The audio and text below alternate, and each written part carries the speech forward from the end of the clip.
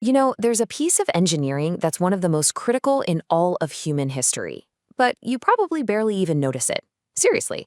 It stands between us and, well, utter destruction. It's what makes everything from your daily commute to space exploration even possible. So today, let's dive into the world of this unsung hero, the heat shield. All right, so let me ask you a question. What do these three things have in common?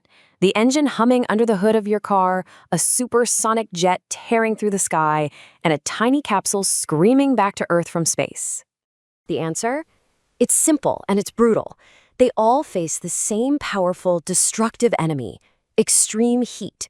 We're talking about temperatures that would literally melt, burn, or just completely tear them apart without some kind of protection. And that, right there, is where the hero of our story comes in. The elegant engineering solution to this really fiery problem. So, what exactly is a heat shield anyway? Well, at its core, it's actually a beautifully simple concept.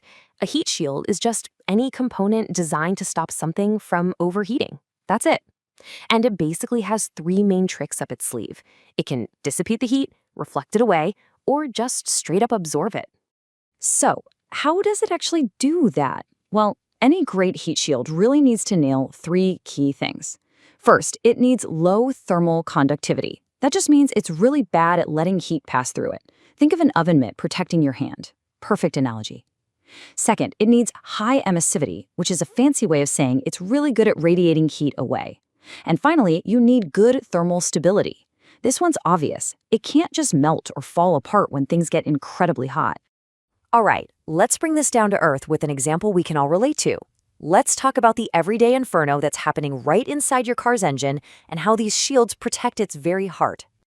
And you can really see the evolution of the technology right here. If you look on the left, that's a classic heavy-duty steel heat shield on an older engine. It gets the job done, but it's pretty bulky. Now, look to the right. That's a much more modern engine, using a lighter, more efficient aluminum shield to protect all those vital parts.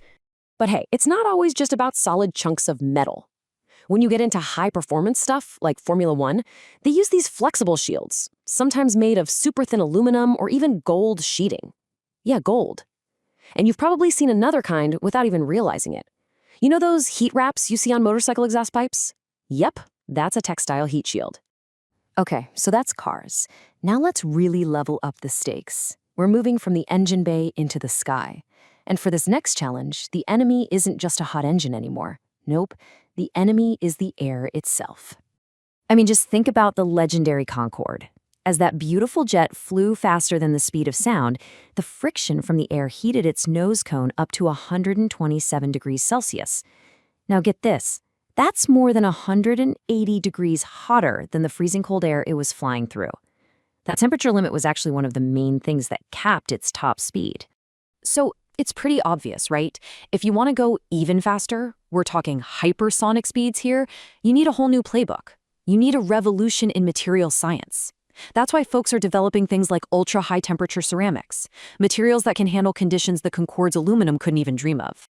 And all of that, it brings us to the climax, the ultimate challenge, the final boss, if you will. We're talking about the trial by fire, surviving the absolutely mind-boggling heat of re-entry from space.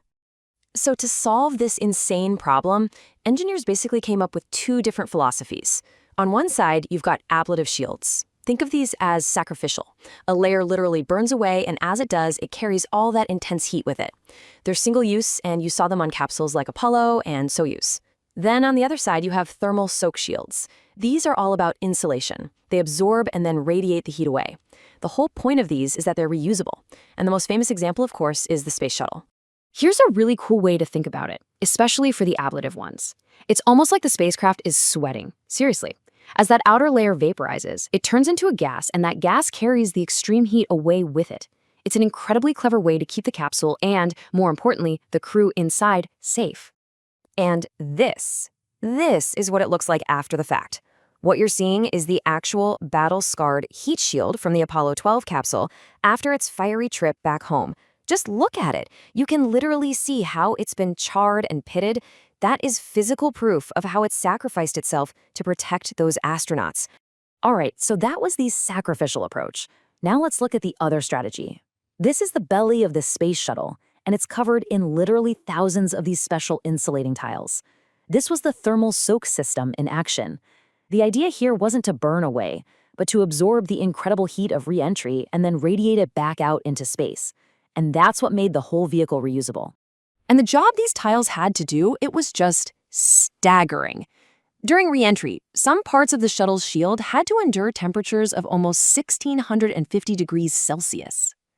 Just think about that for a second. That is an absolutely incredible, almost unbelievable feat of engineering. But that revolutionary system, it also came with an immense risk.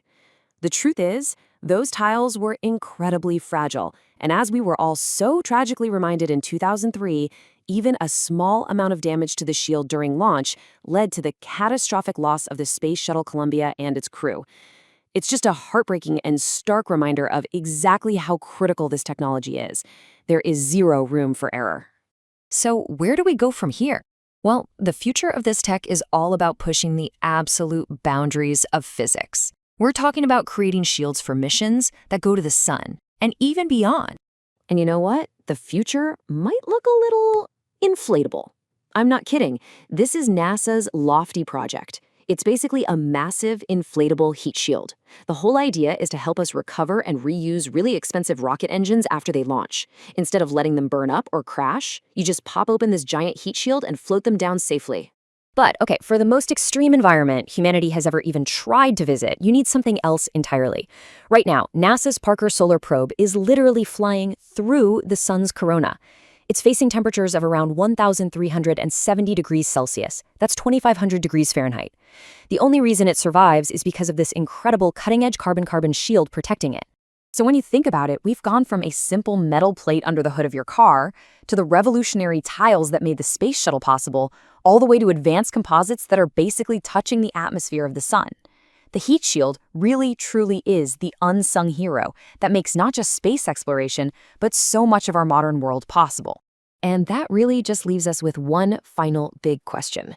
As we keep pushing faster, higher, and farther out into the cosmos, what's next? What new materials, what new physics, what completely new ideas are we going to have to master to shield our greatest adventures yet to come?